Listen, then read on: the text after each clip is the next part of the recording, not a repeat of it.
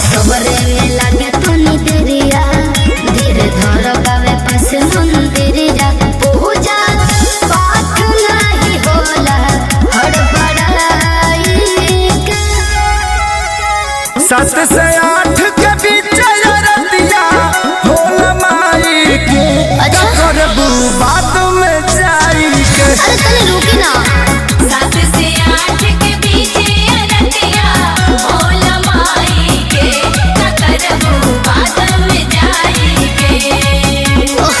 7 से 8 के बीच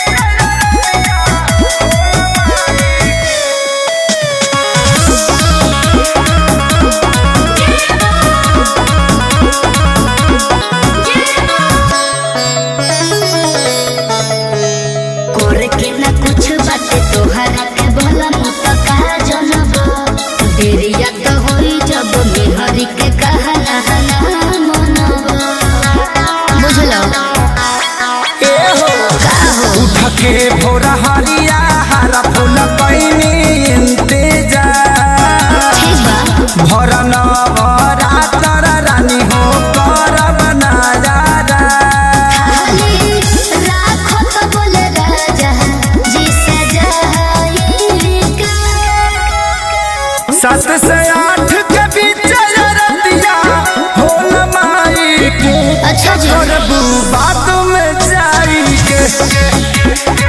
7 से 8 के बीच रतिया होला माई के करबू बात में जाई के। जय हो जय हो जय हो जय हो जय हो जय हो जय हो जय हो जय हो जय हो जय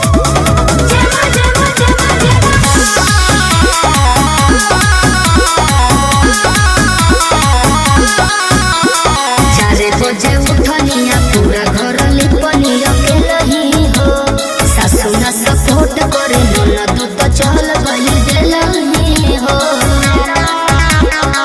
ए रानी काजी कब से बोलाव सजुआना सुनु राजा ठीक बा अरे विवेक संजय होता रे नारा।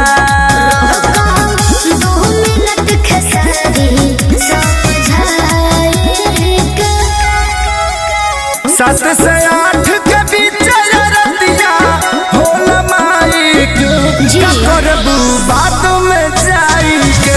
अच्छी बात तैयार हो बनी 7 से 8 के बीच रतिया होला माई के करबू बात में जाई के।